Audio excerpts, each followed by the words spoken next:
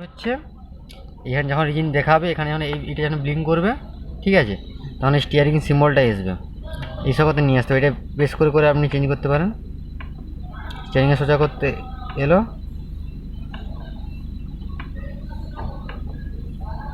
আসার পরে এটা এই দিকটা বেশ করতে হবে। এই ইঞ্জিন রেকর্ড দেখাচ্ছে, এটাকে হোল্ড করে রাখতে হবে।